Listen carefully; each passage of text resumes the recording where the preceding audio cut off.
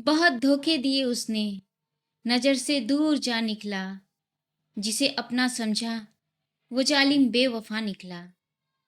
क्या आपने कभी सोचा है कि जब प्रेम विश्वासघात बन जाए तो उसका अंत क्या हो सकता है?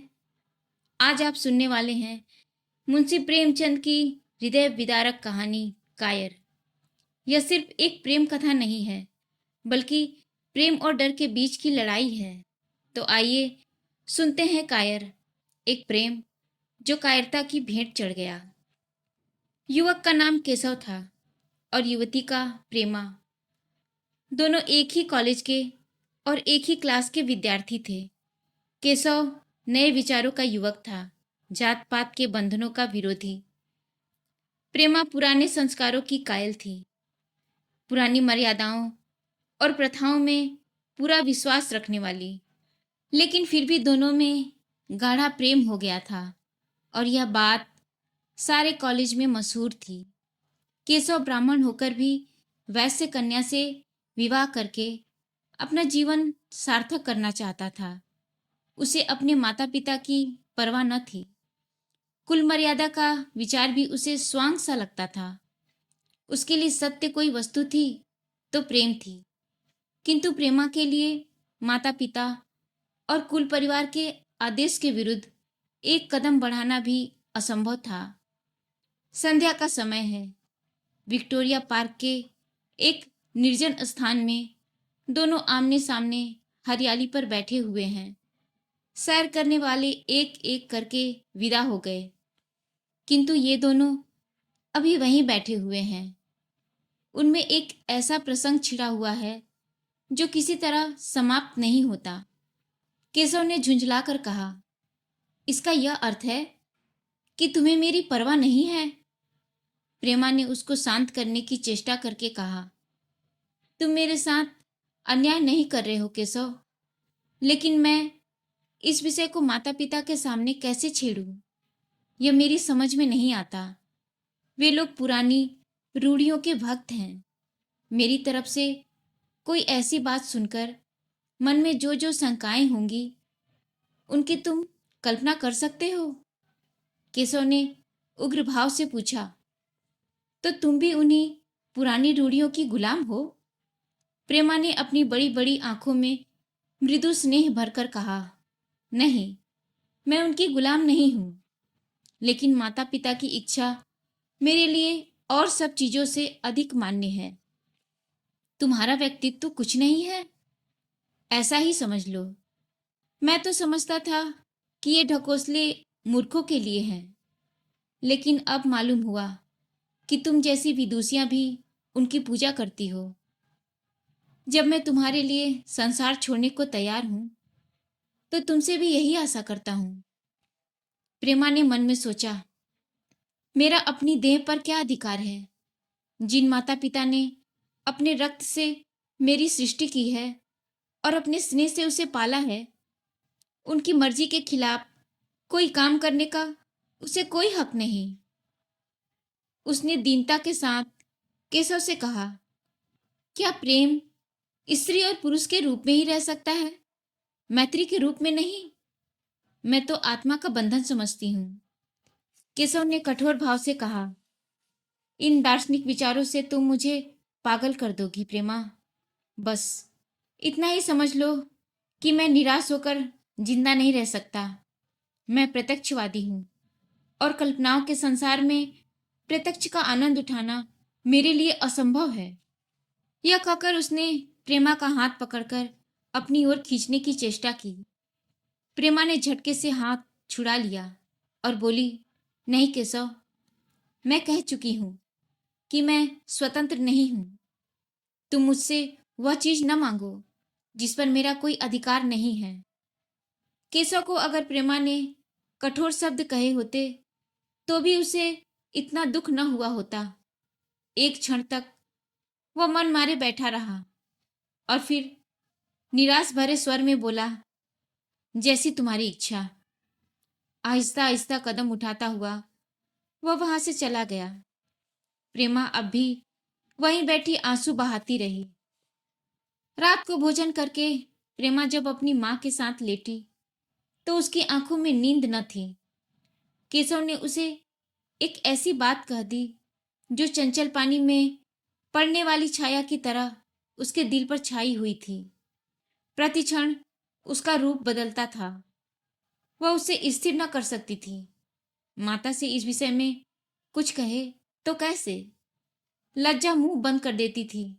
उसने सोचा, अगर केशव के साथ मेरा विवाह न हुआ तो उस समय मेरा क्या कर्तव्य होगा? अगर केशव ने कुछ उद्दंडता कर डाली तो मेरे लिए संसार में फिर क्या रह जाएगा? लेकिन मेरा बस ही क्या है? इन भांति भांति के विचारों में एक बात जो उसके मन में निश्चित हुई वह यह थी कि केशव के सिवा वह किसी से विवाह न करेगी। उसकी माता ने पूछा, क्या तुझे अब तक नींद न आई?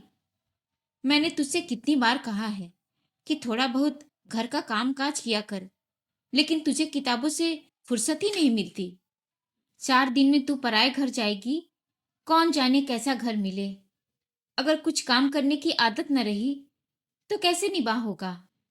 प्रेमा ने भोलेपन से कहा, मैं पराए घर जाऊंगी ही क्यों? माता ने मुस्कुराकर कहा, लड़कियों के लिए यही तो सबसे बड़ी विपत्ति है बेटी। माँ बाप की गोद में पलकर ज्यों ही सयानी हुई दूसरों की हो जाती है। अगर अच्छे प्राणी मिले तो जीवन आराम से कट गया, नहीं तो रो रो कर दिन काटना पड़ा। सब कुछ भाग्य के अधीन है। अपनी बिरादरी में तो मुझे कोई घर नहीं भाता, कहीं लड़कियों का आदर नहीं, लेकिन करना तो बिरादरी में ही पड़ेगा। न जाने यह जात पात का बंधन कब टूटेगा। प्रेमा डरते डरते बोली, कहीं कहीं तो बिरादरी से बाहर भी विवाह होने लगे हैं। उसने कहने को तो कह दिया, लेकिन उसका हृदय कांप रहा था कि कहीं माताजी कुछ भाप न जाए। माता ने विस्मय के साथ पूछा, क्या हिंदुओं में ऐसा हुआ है? प्रेमा ने फिर आप ही आप उस प्रश्न का जवाब भी दिया, और 2-4 जगह ऐसा हो भी गया तो उससे क्या होता है? प्रेमा ने इसका कुछ जवाब न दिया। भय हुआ कि माता कहीं उसका आशय न समझ जाए। उसका भविष्य एक अंधेरी खाई की तरह उसके सामने मुंह खोले खड़ा था, मानो उसे निगल जाएगा। उसे न जाने कब नींद आ गई। प्रातःकाल प्रेमा सोकर उठी तो उसके मन में एक विचित्र साहस का उदय हो गया था। सभी महत्वपूर्ण फैसले हम आकस्मिक रूप से कर लिया करते हैं, मानो कोई दैवी शक्ति हमें उसकी ओर खींच ले जाती है। यही हालत प्रेमा की थी। कल तक वह माता पिता के निर्णय को मान्य समझती थी, पर संकट को सामने देखकर उसमें उस वायु की हिम्मत पैदा हो गई थी जिसके सामने कोई पर्वत आ गया हो। वही मंद वायु प्रबल वेग से पर्वत के मस्तक पर चढ़ जाती है और उसे कुचलती हुई दूसरी तरफ जा पहुंचती है। प्रेमा मन में सोच रही थी, मानो यह देह माता पिता की है, किंतु आत्मा तो मेरी है। मेरी आत्मा को जो कुछ भुगतना पड़ेगा वह इसी देह से तो भुगतना पड़ेगा। अब इस विषय में संकोच करना वह अनुचित ही नहीं, घातक समझ रही थी। अपने जीवन को क्यों एक झूठे सम्मान पर बलिदान करे? उसने सोचा, विवाह का आधार अगर प्रेम न हो तो वह देह का विक्रय है। आत्मसमर्पण क्या बिना प्रेम के भी हो सकता है? इस कल्पना ही से कि न जाने किस अपरिचित युवक से उसका विवाह हो जाएगा, उसका हृदय विद्रोह कर उठा। वह अभी नाश्ता करके कुछ पढ़ने जा रही थी। उसके पिता ने प्यार से पुकारा, मैं कल तुम्हारे प्रिंसिपल के पास गया था, वे तुम्हारी बड़ी तारीफ कर रहे थे। प्रेमा ने सरल भाव से कहा, आप तो यूं ही कहा करते हैं। नहीं, सच।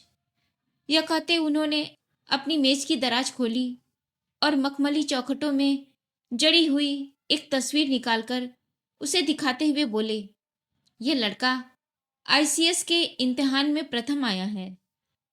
इसका नाम तो तुमने सुना होगा। बूढ़े पिता ने ऐसी भूमिका बांध दी कि माँ उसका आशय न समझ सकी, लेकिन प्रेमा भाप गई। उसका मन तीर की भांति लक्ष्य पर जा पहुंचा। उसने बिना तस्वीर की ओर देखे ही कहा, नहीं, मैंने तो उसका नाम नहीं सुना। पिता ने बनावटी आश्चर्य से कहा, क्या, तुमने उसका नाम नहीं सुना? आज के दैनिक पत्र में उसका चित्र और जीवन वृतांत छपा है। प्रेमा ने रुखाई से जवाब दिया, होगा, मगर मैं तो उस परीक्षा का कोई महत्व ही नहीं समझती। मैं तो समझती हूँ कि जो लोग इस परीक्षा में बैठते हैं वे परले सिर के स्वार्थी होते हैं। आखिर उनका उद्देश्य इसके सिवा और क्या हो सकता है कि अपने गरीब निर्धन दलित भाइयों पर शासन करे और खूब धन संचय करे। यह तो जीवन का कोई ऊंचा उद्देश्य नहीं है। इस आपत्ति में जलन थी, अन्याय था, निर्दयता थी। पिता ने समझा था प्रेमा वह बखान सुनकर लट्टू हो जाएगी। यह जवाब सुनकर वे तीखे स्वर में बोले, तू तो ऐसी बात कर रही है जैसे तेरे लिए धन और अधिकार का कोई मूल ही नहीं। प्रेमा ने ढिठाई से कहा, हाँ, मैं तो इसका मूल्य नहीं समझती। मैं तो आदमी में त्याग देखती हूँ। मैं ऐसे युवक को जानती हूँ जिन्हें यह पद जबरदस्ती भी दिया जाए तो स्वीकार न करेंगे। पिता ने उपहास के ढंग से कहा, यह तो आज मैंने नई बात सुनी। मैं तो देखता हूँ कि छोटी छोटी नौकरियों के लिए लोग मारे मारे फिरते हैं। मैं जरा उस लड़की की सूरत देखना चाहता हूँ जिसमें इतना त्याग हो।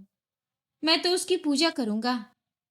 शायद किसी दूसरे अवसर पर यह शब्द सुनकर प्रेमा लज्जा से सिर झुका लेती, पर इस समय उसकी दशा उस सिपाही की सी थी जिसके पीछे गहरी खाई हो। आगे बढ़ने के सिवा उसके लिए कोई मार्ग न था। अपने आवेश को संयम से दबाती हुई, आंखों में विद्रोह भरे, वह अपने कमरे में गई और केशव के कई चित्रों में से वह एक चित्र चुनकर लाई जो उसकी निगाह में सबसे खराब था और पिता के सामने रख दिया। बूढ़े पिताजी ने चित्र को उपेक्षा के भाव से देखना चाहा, लेकिन पहली दृष्टि में ही उसने उन्हें आकर्षित कर लिया। ऊंचा कद था और दुर्बल होने पर भी उसका गठन, स्वास्थ्य और संयम का परिचय दे रहा था।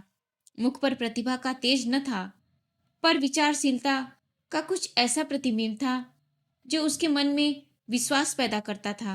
उन्होंने उस चित्र को देखते हुए पूछा, यह किसका चित्र है? प्रेमा ने संकोच से सिर झुकाकर कहा, यह मेरी ही क्लास में पढ़ते हैं। अपनी ही बिरादरी का है? प्रेमा की मुख मुद्रा धूमिल हो गई। इसी प्रश्न के उत्तर पर उसकी किस्मत का फैसला हो जाएगा। उसके मन में पछतावा हुआ कि व्यर्थ में इस चित्र को यहां लाई। उसमें एक क्षण के लिए जो दृढ़ता आई थी वह इस पैने प्रश्न के सामने कातर हो उठी। दबी हुई आवाज में बोली, जी नहीं, वह ब्राह्मण है। यह कहने के साथ ही वह क्षुब्ध होकर कमरे से निकल गई, मानो यहाँ की वायु में उसका गला घुटा जा रहा हो, और दीवार की आड़ में होकर रोने लगी। लाला जी को पहले तो ऐसा क्रोध आया कि प्रेमा को बुलाकर साफ साफ कह दे कि यह असंभव है। वे उसी गुस्से में दरवाजे तक आए, लेकिन प्रेमा को रोते देखकर नम्र हो गए। इस युवक के प्रति प्रेमा के मन में क्या भाव थे यह उनसे छिपा न रहा। वे स्त्री शिक्षा के पूरे समर्थक थे, लेकिन इसके साथ ही कुल मर्यादा की रक्षा भी करना चाहते थे। अपनी ही जाति के सुयोग्य वर्ग के लिए अपना सर्वस्व अर्पण कर सकते थे, लेकिन उस क्षेत्र से बाहर कुलीन से कुलीन और योग्य से योग्य वर्ग की कल्पना भी उनके लिए असह्य थी। इससे बड़ा अपमान वे सोच ही न सकते थे। उन्होंने कठोर स्वर में कहा, आज से कॉलेज जाना बंद कर दो। अगर शिक्षा कुल मर्यादा को डुबोना ही सिखाती है तो यह कुशिक्षा है। प्रेमा ने कातर कंठ से कहा, परीक्षा तो समीप आ गई है। लालाजी ने दृढ़ता से कहा, आने दो, और फिर अपने कमरे में जाकर विचारों में डूब गए। 6 महीने गुजर गए। लाला जी ने पत्नी को एकांत में बुलाकर कहा, जहां तक मुझे मालूम है, केशव बहुत ही सुशील और प्रतिभाशाली युवक है। मैं तो समझता हूँ प्रेमा इस शोक में घुल घुल कर प्राण दे देगी।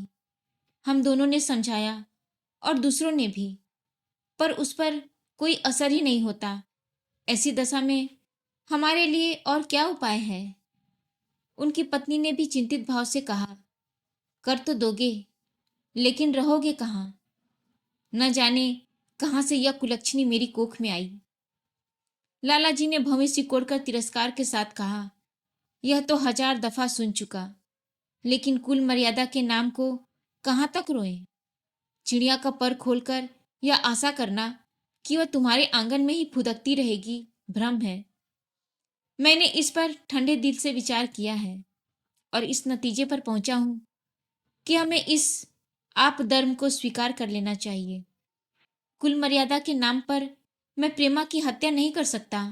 दुनिया हंसती है तो हंसे, मगर वह जमाना बहुत जल्द आने वाला है जब ये सभी बंधन टूट जाएंगे। आज भी सैकड़ों विवाह जात पात के बंधनों को तोड़कर हो चुके हैं। अगर विवाह का उद्देश्य स्त्री और पुरुष का सुखमय जीवन है, तो हम प्रेमा की उपेक्षा नहीं कर सकते। वृद्धा ने क्षुब्ध होकर कहा, जब तुम्हारी यही इच्छा है तो मुझसे क्या पूछते हो? लेकिन मैं कह देती हूँ कि मैं इस विवाह के नजदीक न जाऊंगी, न कभी इस छोकरी का मुंह देखूंगी। मैं समझ लूंगी जैसे और सब लड़के मर गए वैसे यह भी मर गई। तो फिर आखिर तुम क्या करने को कहती हो? क्यों नहीं उस लड़के से विवाह कर देते? उसमें क्या बुराई है? वह 2 साल में सिविल सर्विस पास करके आ जाएगा। केशव के पास क्या रखा है? बहुत होगा तो किसी दफ्तर में क्लर्क हो जाएगा। और अगर प्रेमा प्राण हत्या कर ले तो कर ले। तुम तो उसे और सह देते हो। जब उसे हमारी परवाह नहीं है तो हम उसके लिए अपने नाम को क्यों कलंकित करें? प्राण हत्या करना कोई खेल नहीं है, यह सब धमकी है। मन घोड़ा है, जब तक उसे लगाम न दो पुट्ठे पर हाथ भी नहीं रखने देगा। पर जब उसके मन का यह हाल है तो कौन कहे, केशव के साथ ही जिंदगी भर निवाह करेगी। जिस तरह आज उससे प्रेम है उसी तरह कल दूसरे से हो सकता है। तो क्या पत्ते पर अपना मांस बिकवाना चाहते हो? लाला जी ने स्त्री को प्रश्न सूचक दृष्टि से देखकर कहा, और अगर वह कल खुद जाकर केशव से विवाह कर ले तो तुम क्या कर लोगी? फिर तुम्हारी कितनी इज्जत रह जाएगी? वह चाहे संकोचवश या हम लोगों के लिहाज से यूं ही बैठी रहे, पर यदि जिद पर कमर बांध ले, हम तुम कुछ नहीं कर सकते। इस समस्या का ऐसा भीषण अंत भी हो सकता है। यह इस वृद्धा के ध्यान में भी न आया था। यह प्रश्न बम के गोले की तरह उसकी मस्तक पर गिरा। एक क्षण तक वह अवाक बैठी रह गई, मानो इस आघात ने उसकी बुद्धि की धज्जियां उड़ा दी हो। फिर पराभूत होकर बोली, तुम्हें अनोखी ही कल्पनाएं सूझती हैं। मैंने तो आज तक कभी नहीं सुना कि किसी कुलीन कन्या ने अपनी इच्छा से विवाह किया है। तुमने न सुना हो, लेकिन मैंने सुना है और देखा है, और ऐसा होना बहुत संभव है। जिस दिन ऐसा होगा उस दिन तुम मुझे जीती न देखोगे। मैं यह नहीं कहता कि ऐसा होगा ही, लेकिन ऐसा होना संभव है। तो जब ऐसा होना है तो इससे यही अच्छा है कि हम ही इसका प्रबंध करें। जब नाक कट ही रही है तो तेज छुरी से क्यों न कटे? कल केशव को बुलाकर देखो क्या कहता है।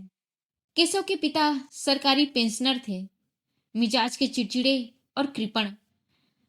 धर्म के आडंबरों में ही उनके चित्त को शांति मिलती थी। कल्पना शक्ति का अभाव था, किसी के मनोभावों का सम्मान न कर सकते थे। वे अब भी उस संसार में रहते थे जिसमें उन्होंने अपने बचपन और जवानी के दिन काटे थे। नवयुग की बढ़ती हुई लहर को वे सर्वनाश कहते थे, और कम से कम अपने घर को दोनों हाथों और दोनों पैरों का जोर लगाकर उससे बचाए रखना चाहते थे।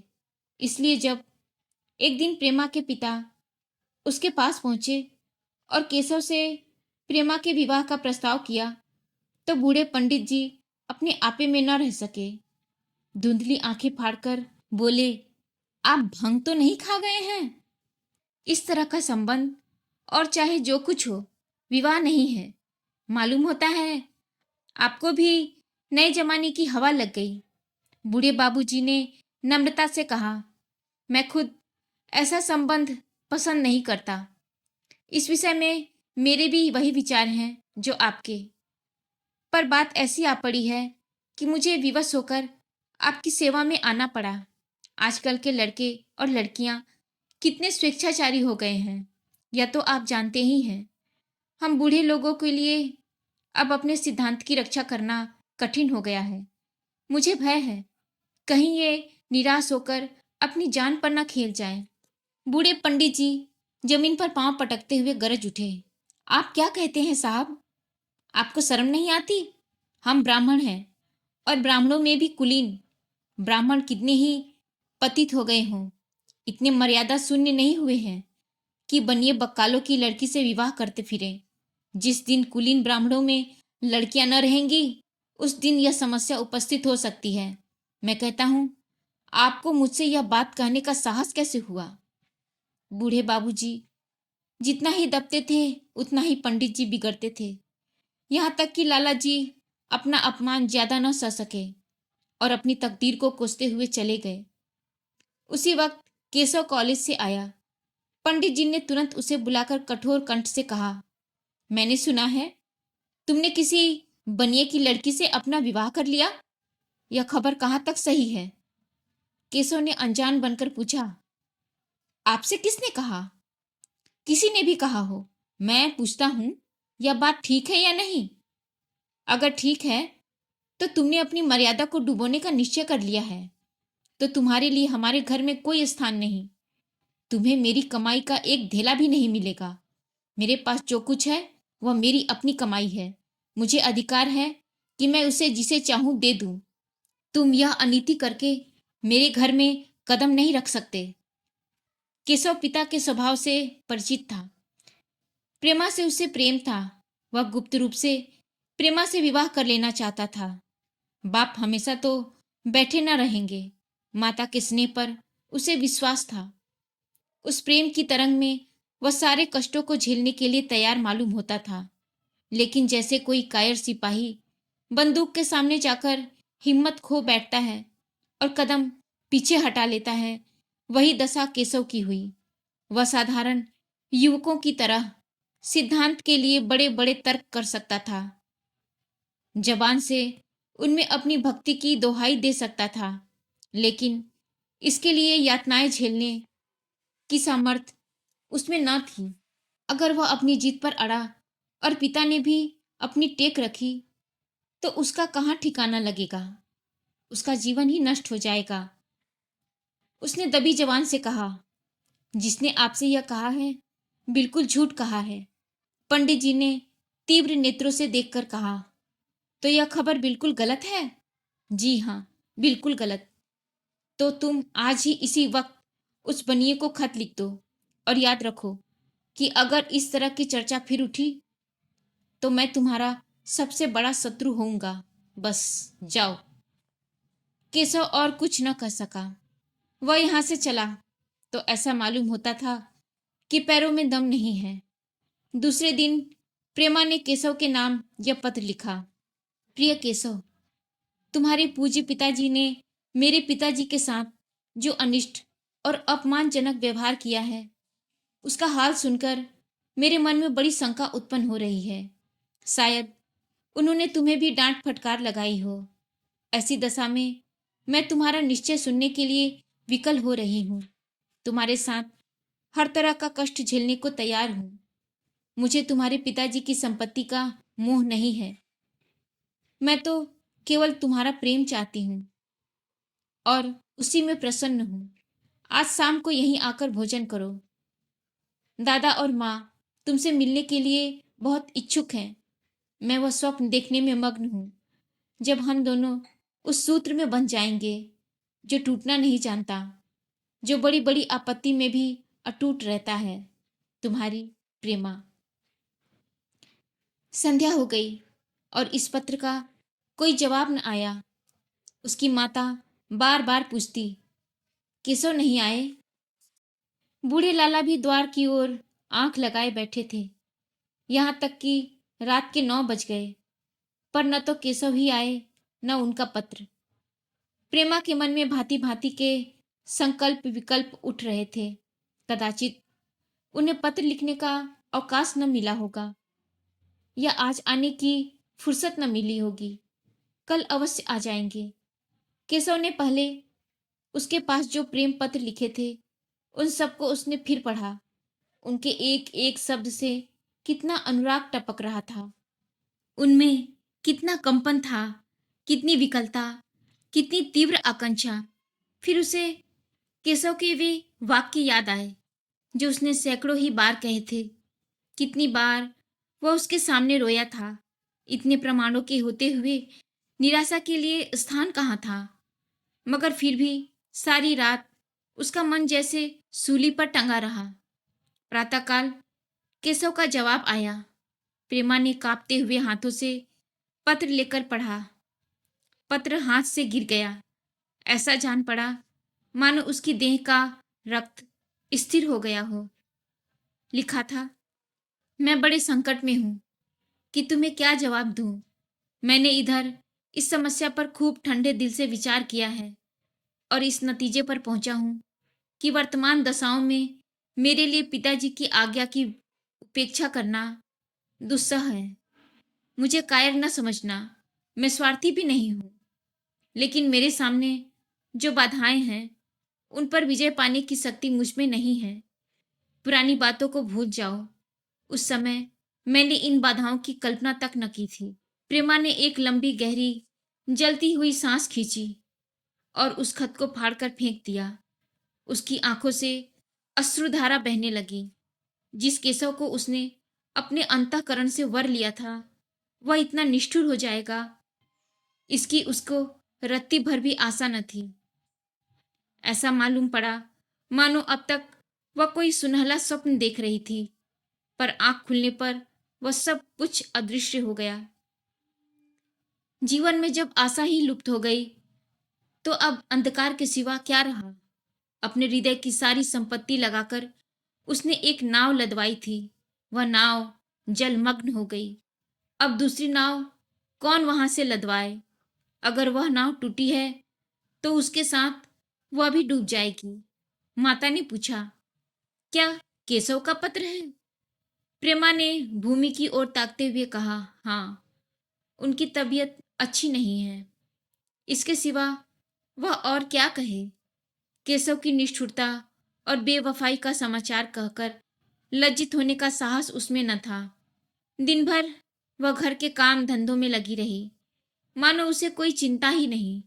रात को उसने सबको भोजन कराया, खुद भी भोजन किया और बड़ी देर तक हारमोनियम पर गाती रही। मगर सवेरा हुआ तो उसके कमरे में उसकी लाश पड़ी हुई थी। प्रभात की सुनहरी किरणें उसके पीले मुख को जीवन की आभा प्रदान कर रही थी। कहानी समाप्त। एक फैसला, एक कायरता और सब कुछ खत्म। प्रेमिका ने अपनी जान दे दी, मगर क्या दोष सिर्फ उसी का था? क्या कायर प्रेमी उसका असली गुनाहगार नहीं? यह कहानी सिर्फ एक व्यक्ति की नहीं, बल्कि उन तमाम रिश्तों की है जो डर और भ्रम के आगे टिक नहीं पाते। क्या प्यार का यही अंजाम होना चाहिए? सोचिए, समझिए और अपनी राय कमेंट में बताइए।